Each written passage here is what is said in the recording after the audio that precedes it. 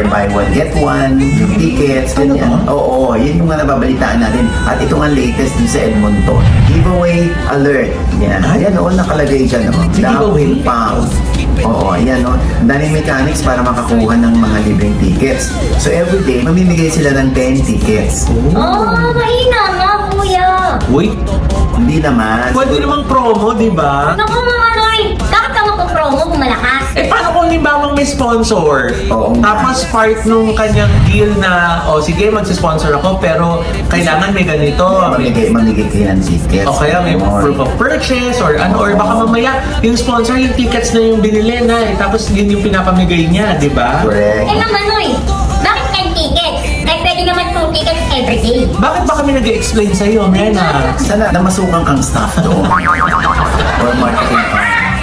Nakaloka ka. Noy, Yung talagang tayo yung nag-explain sa kanya, di ba? Basta manood na ayan sa Edmonton po, ayan, baka gusto nyo manood na Love Kim Pao, Yes! Kim Chu at Paolo Abilino, para naman na ma-meet nyo sila in person. Alam mo naman ang mga pagkababayan natin sa abroad. Yeah. Talagang kailangan binabraso sila.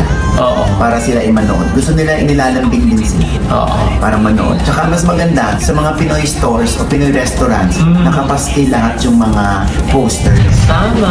Oo, hindi Para lang- na na-disseminate yung information, Kaya, di ba? oo, hindi lang sa TFC. Madalas natin yan na-experience na yun, di ba? Ay, meron palang ganun. Oo, Bukas na po, ngayon ang nalaman, Oo, di ba? diba? Oo. Tapos on the spot, ay, gusto ko yan. Bibili na ng ticket, di ba?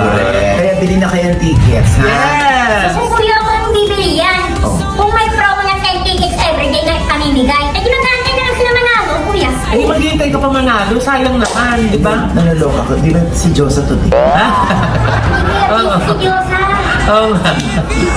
Nakadera. Nakalo. Basta tangkilikin natin ang mga Pinoy artist. Yes. Sana na pagpupunta ng ibang bansa. At syempre sa mga Pinoy artist naman, sa pangkalahatan, bigyan natin ang ating best. Tama. Sa ating mga kababayan sa abroad.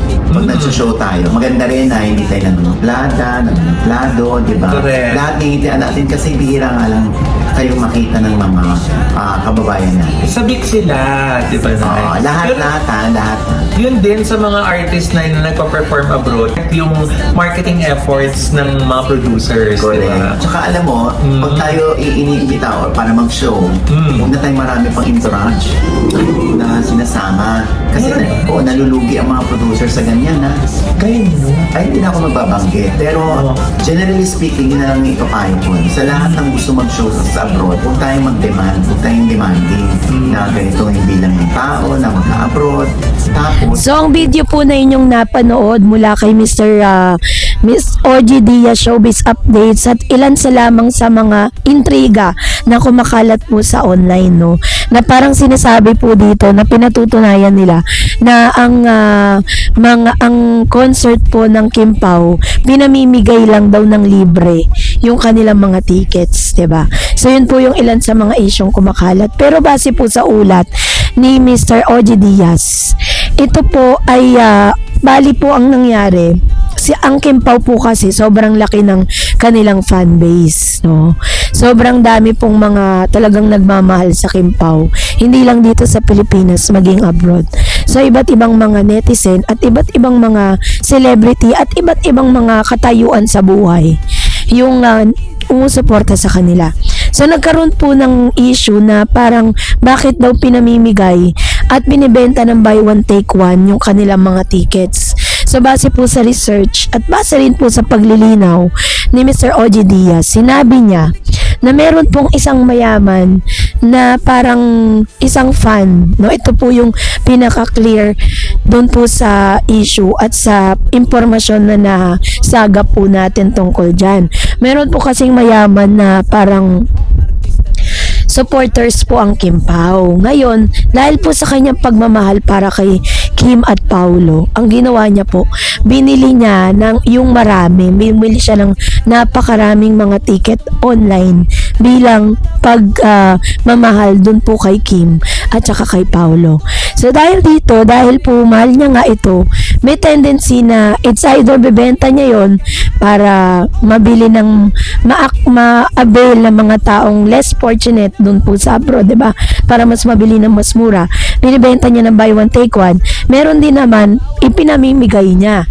So which means hindi po talaga totoo na flop po yung kanilang yung kanilang concert kasi meron pong isang tao na may napakayaman na sumuporta dito kay Kim para at least hindi na rin mahirapan yung kanilang team na ibenta at i-promote pa ng mas malawak yung concert ni Kim at saka ni Paulo. So yun po yung nabalitaan natin patungkol dyan. So fake news po yung kumakalat na parang walang sumuporta dun po sa kanilang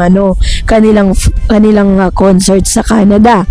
So aside from that, meron din pong ilan sa mga nakakakilig na pangyayari dito kay Paulo at Kim. So yun yung ating pag-uusapan maya-maya lang. But before that, if you haven't subscribed yet to my YouTube channel, please don't forget to like, share, and subscribe at hit mo na rin ang notification bell for more showbiz updates. Of course, bago tayo magpatuloy sa ating updates for today's video, nais ko rin pong pasalamatan kayo for always watching and trusting this channel. Thank you so much sa inyong laging panonood at pagsubaybay. So ngayon, ito na pag-usapan natin base po sa isang report ng Abante Tonight na kung saan na-booking si Kim at si Paulo Avellino sa madalas na kanilang tawagan, At dahil po dito, nagka-aberya, pagkatapos po na nilang concert sa Canada, nagka-aberya po yung kanilang pag-alis. Sabi dito, nagka-aberya man sa pag-alis dahil sa halos 2 oras na delay sa kanilang flight pa Amerika.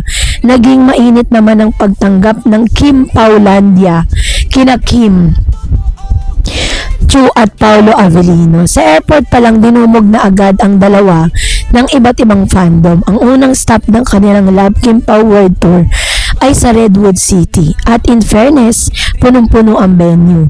Taliwas ito sa mga kumakalat online.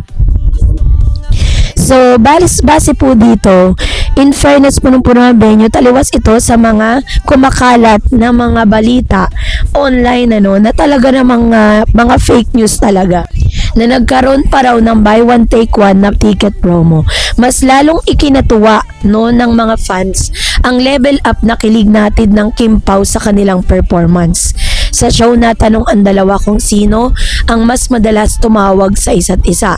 Consistent si Kim sa pag-amin na minsan lang tumawag si Paulo pero siya raw ang mas madalas. Diba? Si Paulo daw talaga ang madalas na tumatawag kay Kim Chu. Ibig sabihin, secretly or privately, talagang nag-uusap sila at si Paulo ang gumagawa ng paraan para sila ay magkausap. Depensa naman ng aktor, mas maganda rin kasi minsan ang text. Hindi mo man kailangan i-interpret ang emosyon. Kilala si Paulo sa pagiging introvert at tila nonchalant at ayaw na rin sa mga netizen pero tanggap na ito ng Kim Pao fans. Patuloy na suporta ang kanilang tambalan. Para sa kanila, mas mahalaga na 4 na taon nang magkasama sa love team ang Kim Pao. Patunay lang umano na mas special na ugnayan ng dalawa na patuloy nilang minamahal. So talagang ito po yung isa sa mga balita na talagang like ko kasi ito yung ilan sa mga bahagi ng concert na umaamin nga itong si Kim at saka si Paulo na parang meron pong questionnaires, may mga questions na tinatanong dito kay Paulo at kay Kim. So isa sa mga tanong na talaga namang kinatawa ng mga netizen na kung sino daw talaga yung unang nagre-reach out. So sinabi nga nila na kahit itong si Paulo ay isang introvert at isang nonchalant person, si Paulo pa rin ang gumagawa ng paraan para makausap niya si Kim. Ito po isa sa mga confirmation sa isa sa mga lumalalim na relasyon ni Kim at saka ni Paulo. So walang duda guys na talagang meron na po talagang magandang nangyayari between Kim at saka kay Paulo Avellino. So, abangan pa natin ang ibang mga updates. And that's it for today. For more videos and updates, please don't forget to like and subscribe. And please don't forget to follow my Facebook page, Dar Eds TV and Dar Eds channel. God bless everyone.